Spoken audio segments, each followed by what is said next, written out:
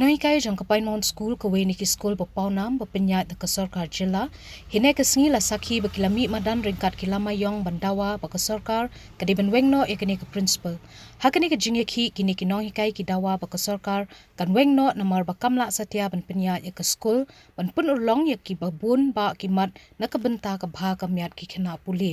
kini ki nonghikai ki lami ki aphalau kini ke school hadin bakiladep Shim kelas ki kena kumshi benta benum pentot ika jinghikai kabaki kena school ki don kam.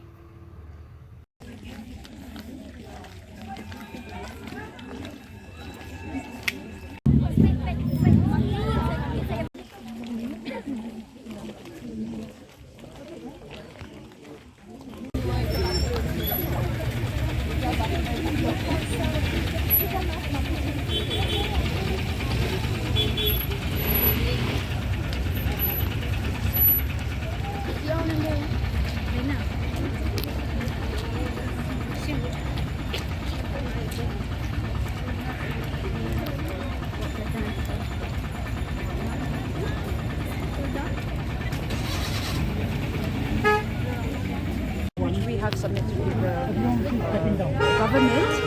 but our main objective is the stepping down of the principal. Our main demand is that stepping down of the principal.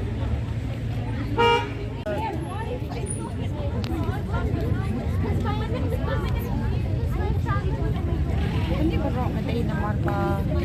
ki grievances jo ni ki bangila submit sa government mentala kaya sila do khatata de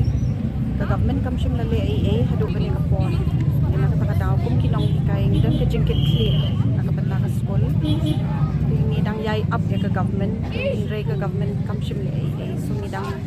hadu menta ni dan ka ka jing smo no min sim nakabanta ka school ngimtip ka ka bangi day banle. This is our first step kabangi shim bangin yeng ni kataru ngim shim penduk kelas yaki kena bilik shim kelas ni apa tu kapor kabangi kena kin mi na school pat bangin penpau ni tadi ke berokai